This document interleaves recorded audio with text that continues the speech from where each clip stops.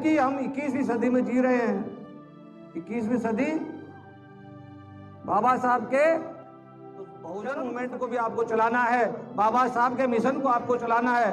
बाबा साहब के बाद में काशीराम जी ने जो मिशन चलाया वो मिशन आज भी अधूरा है। अगर काशीराम जी के सपने को आपको पूरा करना है, राजपूत साहब से मिले, चाहे किसी जाट महाराज से मिले, चाहे किसी भी समाज से मिले, हमें गर्व से जय भीम का नाम लेकर के बोलना चाहिए। जिस प्रकार से वो लोग बोलते हैं ना कि राम राम शाह, तो हमें भी कहना है कि जय भीम शाह।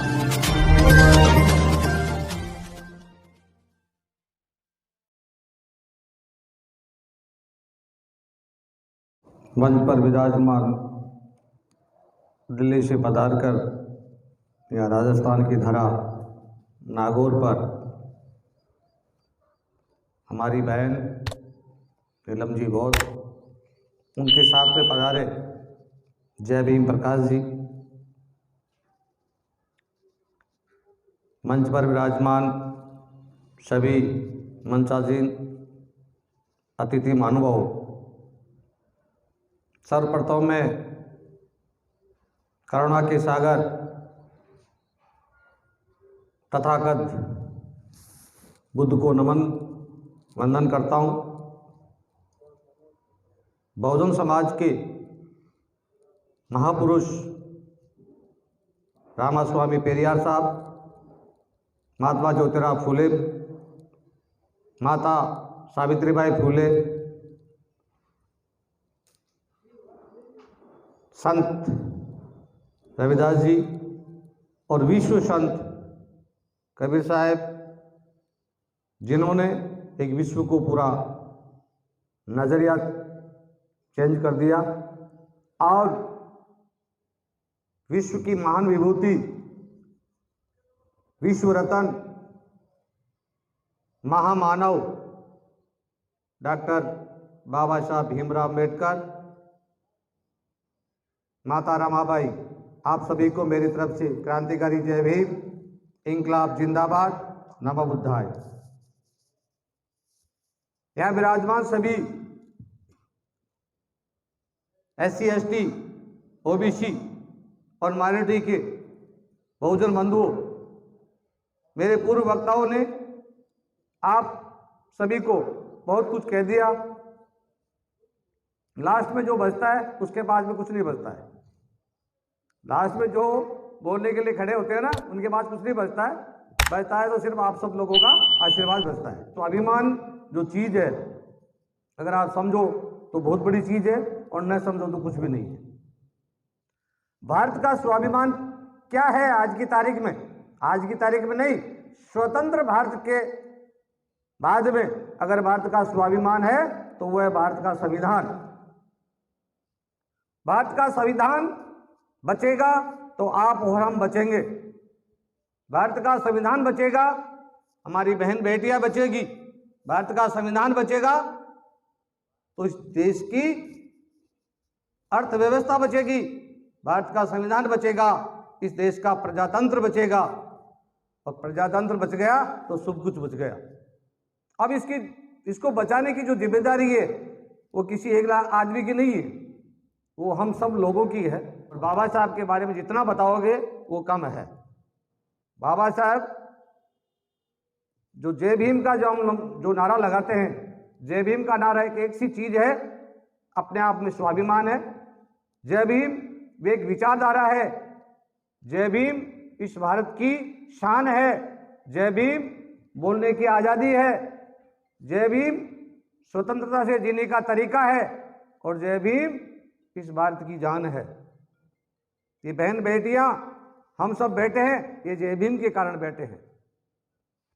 लोग कहते, लोगों को जय भीम बोलने में भी शर्म आती है, तो मैं ये कहता हूं हमें गर्व से जय भीम का नाम लेना चाहिए और कहीं पर भी शर्माने की आपको कतई आवश्यकता नहीं है। चाहे हम किसी पंडित जी से मिले, चाहे किसी राजपूत साहब से मिले, चाहे किसी जाट महाराज से मिले, चाहे किसी भी समाज से मिले, हमें गर्व से जय भीम का नाम लेकर के बोलना चाहिए। जिस प्रकार से वो लोग बोलते हैं ना कि राम राम शाह, तो हमें भी कहना है कि जय भीम शाह। लेकिन हम खुद ही इसमें शर्मिंदगी महसूस करते हैं। तो इस शर्मिंदगी को हम लोगों को निकालना पड़ेगा। और ये निकालने की जिम्मेदारी किसकी है? ये जो अनपढ़ लोग उनकी नहीं है, ये जो पढ़े लिखे लोग हैं, अपने आप को ग्रेजुएट, पोस्ट ग्रेजुएट और डिग्रीधारी मानते हैं, उन लोगों की जिम्मेदारी है। अगर वो लोग जय भीम का नाम नहीं लेते हैं तो बाबा साहब के साथ में वो गद्दारी कर रहे, बाबा साहब के संविधान के साथ में गद्दारी करें और हमारे स्वाभिमान के साथ में गद्दारी कर रहे। अभी सरपंच साहब यहाँ पर बहुत कुछ कह रहे थे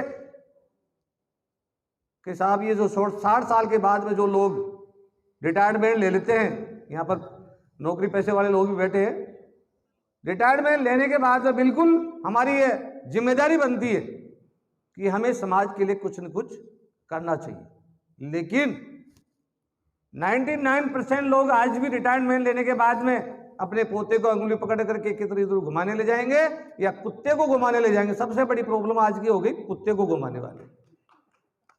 कुत्ता उनके लिए प्यारा है लेकिन हमारा समाज उनके लिए प्यारा नहीं है, हमारा वर्ग उनके लिए प्यारा नहीं है। ये बहुत बड़ी विडंबना हमारी, इस विडंबना से बाहर निकलना होगा। अगर नहीं निकलोगे तो वो दिन दूर नहीं कि कमर में झाड़ू और गले में हंडिये लटकने वाले आपके हैं। बहुजन समाज बंधुओं, आज भारत के अंदर 2 विचारधाराएं चल रही है। एक विचारधारा का नाम है मनुवाद और दूसरी विचारधारा का नाम है अम्बेडकरवाद।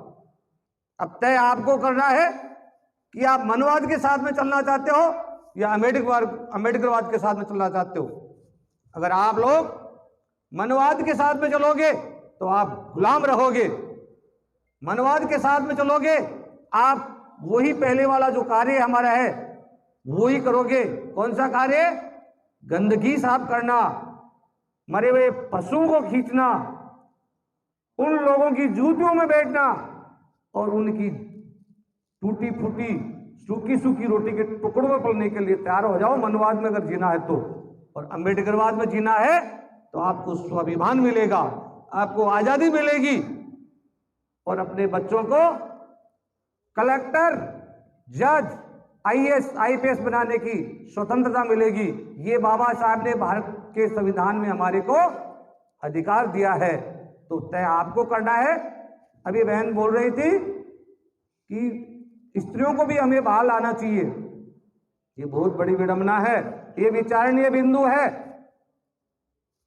बाबा जी आपसे निवेदन है, कृपया आप 2 मिनट के लिए बैठिए। ऐसे उठकर जाओगे तो फिर विकास कैसे होगा हमारा? 2, 4, 5 जो भी है वो बहुत है। अगर मन से यहाँ 10 लोग भी बैठ के बात सुन रहे तो वो बहुत है। बहन जी यहाँ से 700 किलोमीटर चल के आई है, इनको भी हम पैसा थोड़ी दे रहे, तनख्वाह थोड़ी दे रहे, नहीं दे रहे ना। इनके मन में समाज के प्रति एक टीस है, उस टीस को आपको बता करके हमें हमारे समाज के लिए क्या करना चाहिए, क्या नहीं करना चाहिए, उसके लिए बताने आप हम लोगों के बीच में आई है। तो हमें उन लोगों को सुनना भी चाहिए। मेरे भाइयों, ये नागौर की धरा कोई छोटी मोटी धरा नहीं है। ये नागौर की धरा भारत के स्वर्ण अक्षरों में लिखी हुई है। कौन सी पता है आपको? 2 अक्टूबर 1959 को यहां पर भारत के प्रथम प्रधानमंत्री आए थे और पंचायत राज की स्थापना इस नागौर की धरा, बगदरी गांव है यहाँ पर आसपास में, बगदरी है ना गांव, उस गांव में इस नागौर की धरा से पंचायत राज की स्थापना हुई थी। तो नागौर कोई छोटा मोटा वो नहीं है, पूरे देश में नागौर को जाना पहचाना जाता है। जो मैं बात बता रहा था उन्होंने अपने मुख से बताई, अच्छी बात है। 2 अक्टूबर 1959 मैंने बताई है, तो इसलिए ही मैंने ये बात बताई कि नागौर कोई छोटी मोटी जगह नहीं है। नागौर भारत के स्वर्ण अक्षरों में लिखा हुआ नागौर का नाम है।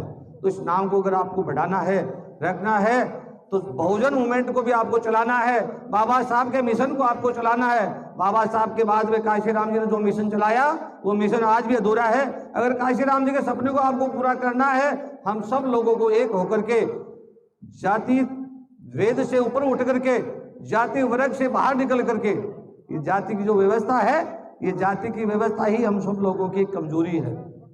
आज भी हम लोग, तू खटीक है, तू मेघवाल है, तू फड़ाई है, तू रेगर है, तू वाल्मीकि है, ये सब चीजें बहुत पहले पुराने गुजरे जमाने की बातें हो गई, आज नहीं होनी चाहिए। क्योंकि हम 21वीं सदी में जी रहे हैं। 21वीं सदी बाबा साहब के कलम की सदी है। बाबा साहब ने जो कलम से जो चीज लिखी उसकी सदी है। बाबा साहब की कलम की सदी के तहत जातीयता खत्म है, बाबा साहब ने सभी जातियों को एक के नाम दिया, वो भारत के संविधान में लिखी हुई है अनुसूचित जाति। तो हम लोगों को विभिन्न जातियों में बढ़ करके एक अनुसूचित जाति के रूप में देखना चाहिए। आप सब लोगों ने हमें यहाँ बुलाया, माला पहना करके स्वागत किया। बाबा साहब के 65वें महापरिनिर्वाण दिवस पर मैं बाबा साहब को पुनः नमन करता हूँ और आप सब लोगों का हार्दिक अभिनंदन करता हूँ, आभार व्यक्त करता हूँ। जय भीम, नमो बुद्धाय। मेरा चैनल, आपका चैनल, समाज का चैनल, देश का चैनल NB News 24/7 को आप लाइक करें, सब्सक्राइब करें और ज़्यादा से ज़्यादा इसकी वीडियो को शेयर करें ताकि हर खबर को मैं आप तक आसानी से पहुंचा सकूं।